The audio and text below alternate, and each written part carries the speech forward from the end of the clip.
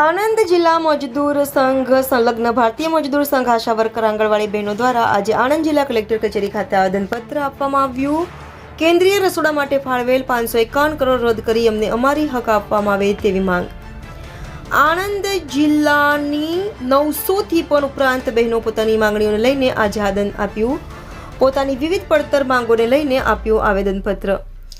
વેતન આપવામાં આવે તેનાથી અનેક ગણું વધારે કામગીરી કરવામાં આવતી હોવાનો આક્ષેપ। ચોથા કર્મચારી તરીકે જાહેર કરવાની પણ માંગ। આશા વર્કર આંગણવાડી કર્મચારીઓ મધ્યાહન ભોજન કર્મચારીઓને એક સરખો હક આખા દેશમાં મળવો જોઈએ। ઈપીએસથી જે હાર કરે કાયમી કર્મચારી ઘોષિત કરે, નિયમ મુજબ સિવાય વધારાના કામની સોંપણી ન કરાય તેવી માંગ।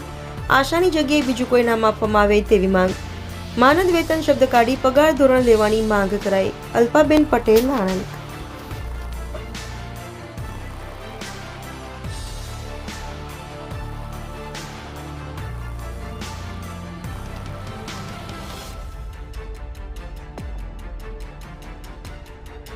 મારું નામ પીટરભાઈ પાવલભાઈ પરમાર છે।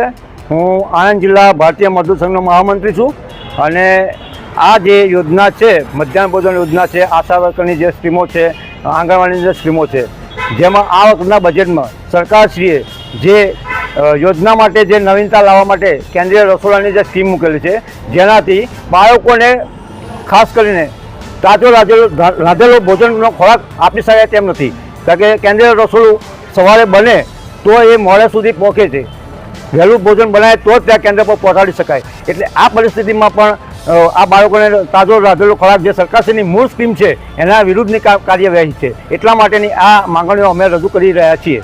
આગામી સમયમાં જો આપણી માંગણી સ્વીકારવામાં નહીં આવે તો શું કરશે? આ માંગણીઓ અમારી જે છે હાલ જો આ માંગણીઓ નહીં સ્વીકારવામાં આવે તો હમણાં અમારા રાજ્ય પ્રમુખ અમને જે આદેશ આપશે એ પ્રમાણે ઉગ્ર સ્વરૂપે અમારે આંદોલન કરવામાં આવશે। જી બેન, આપનું નામ અને આજે આણંદ કલેક્ટર કચેરી ખાતે આવેદનપત્ર આપ્યું છે, શું કહેશો? મારું નામ નમ્રતાબેન કનુભાઈ પંડ્યા છે। હું ભારતીય મજદૂર સંઘ ગુજરાત પ્રદેશ ઉપાધ્યક્ષ તરીકેનો મારો હોદ્દો છે અને બીજું આણંદ જિલ્લા પીએમ પોષણ મધ્યાહન ભોજન યોજનામાં જિલ્લા પ્રમુખ તરીકેનો પણ મારો હોદ્દો છે। આજનું આવેદનપત્ર અમારે આપવાનો એ જ ઉદ્દેશ છે કે સરકારશ્રીમાંથી વારે ને વારે કંઈ ને કંઈ કાં તો એનજીઓને સોંપાશે, કાં તો કિચન રસોડા થવાના એ બધી ગ્રાન્ટ બી ફળવાઈ ગઈ છે, આ બધા વારે ને વારે આવતા હોય છે સમાચાર।